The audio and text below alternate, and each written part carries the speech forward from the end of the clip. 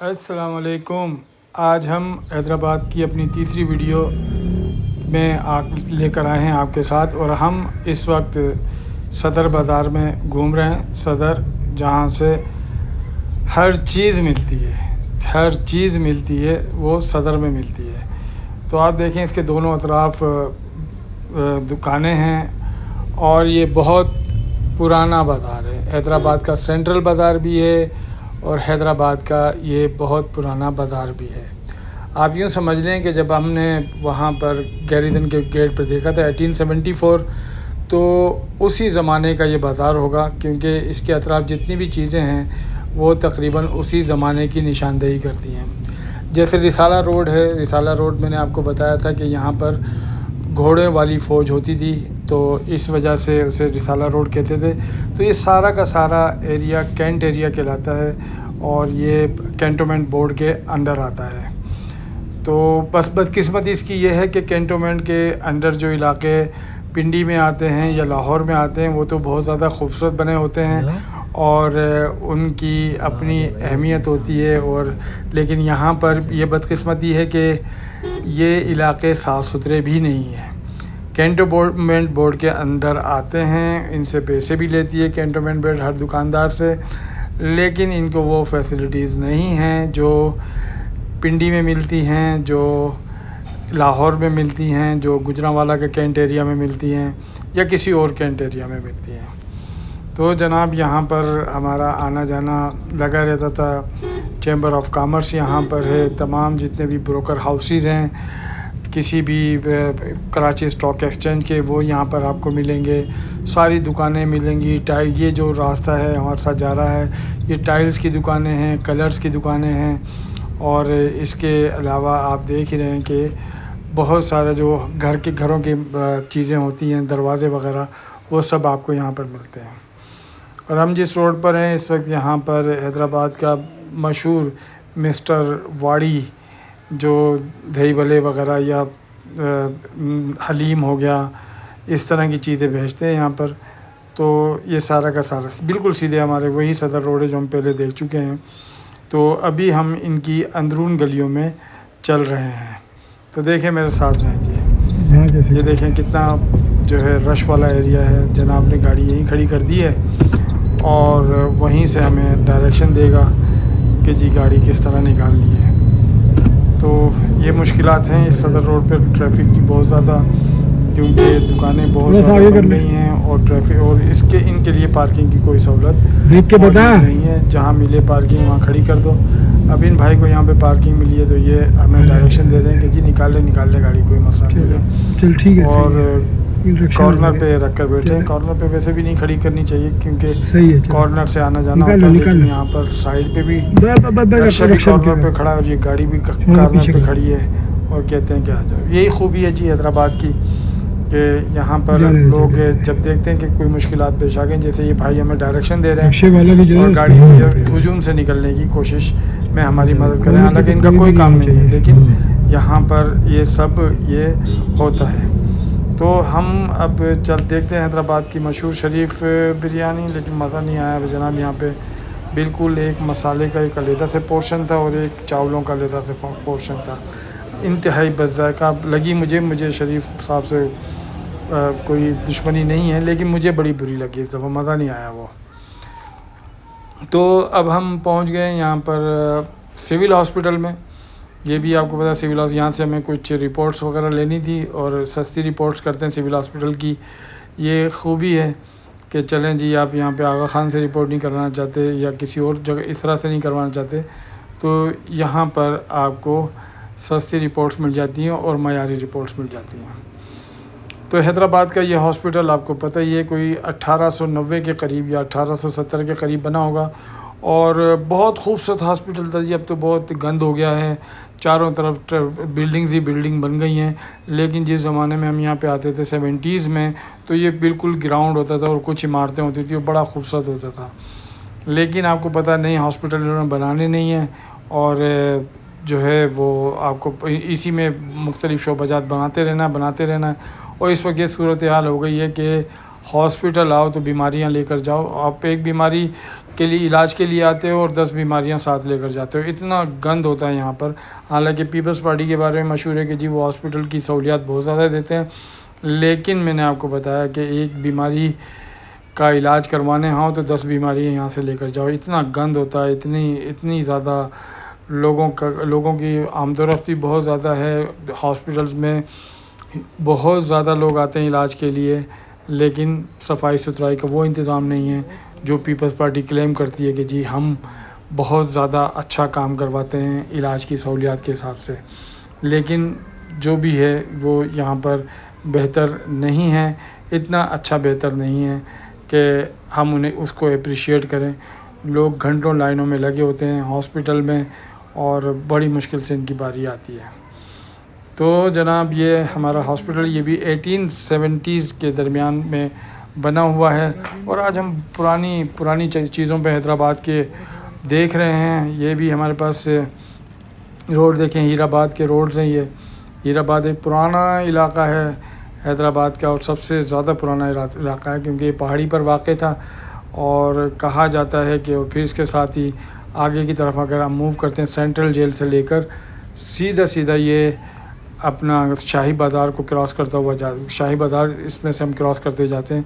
और फिर इसे पहले मशहूर था कि ये एशिया का सबसे बड़ा बाज़ार है जो कि किला से शुरू होकर और स्टेशन रोड तक आता है।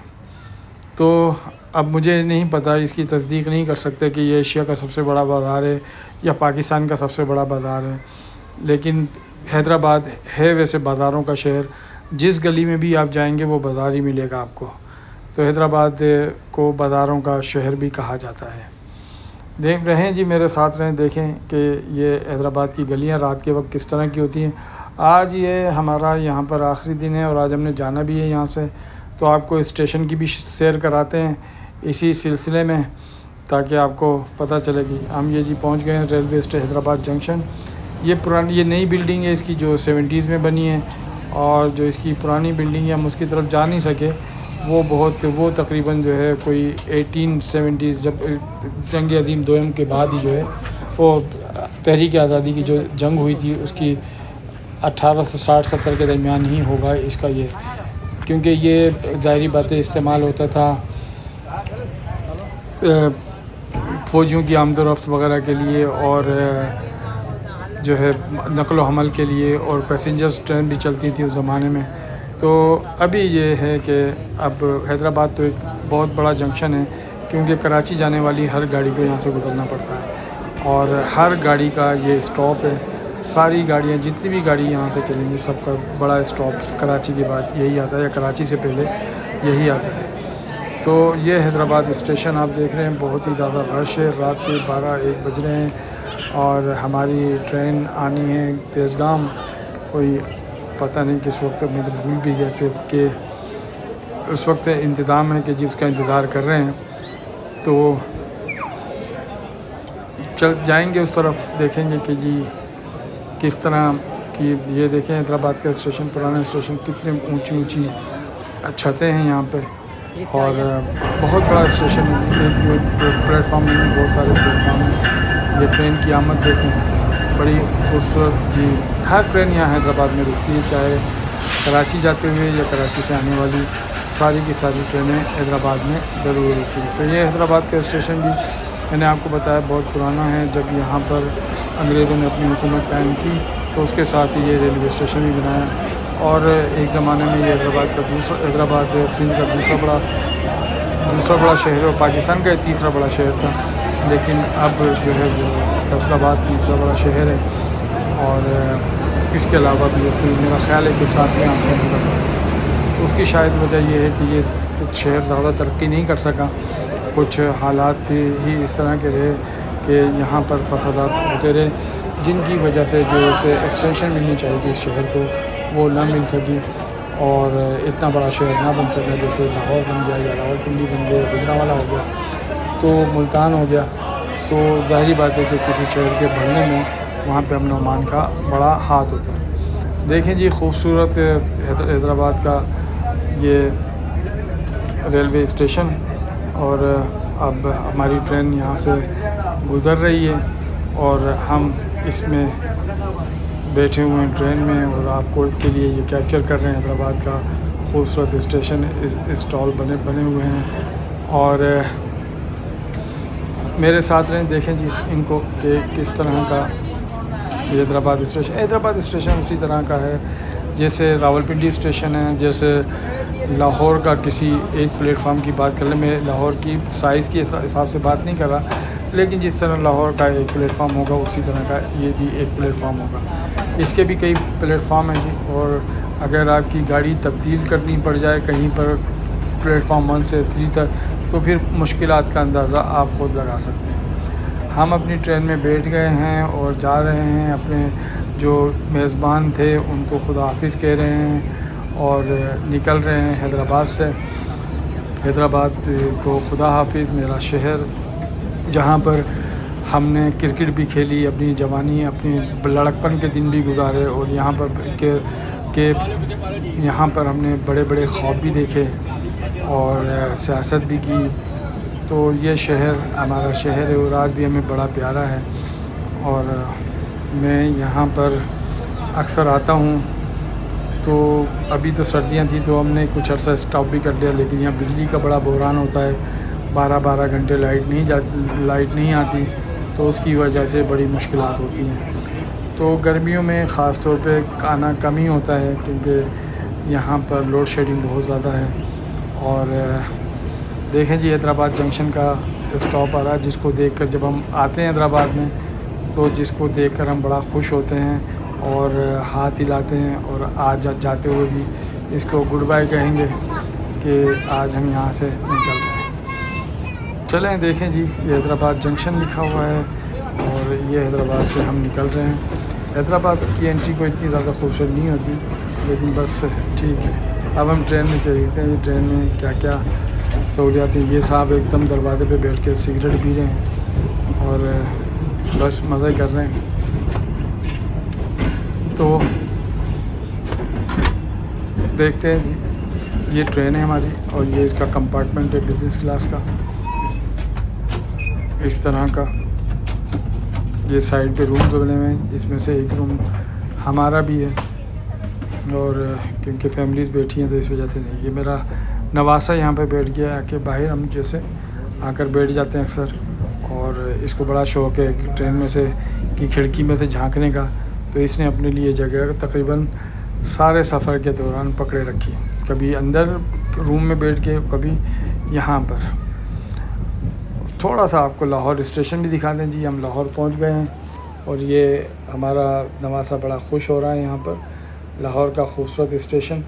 हाँ, यहाँ पर लाहौर में एक बात है कि सफाई सुथराई का ज़्यादा ख्याल किया जाता है, लेकिन मैं वही कहता हूँ कि जनाब ये तो रेलवे की वजारत की बात है। वो हैदराबाद को गंदा क्यों रखती है और लाहौर को साफ़ सुथरा क्यों रखती है, ये मेरा सवाल है।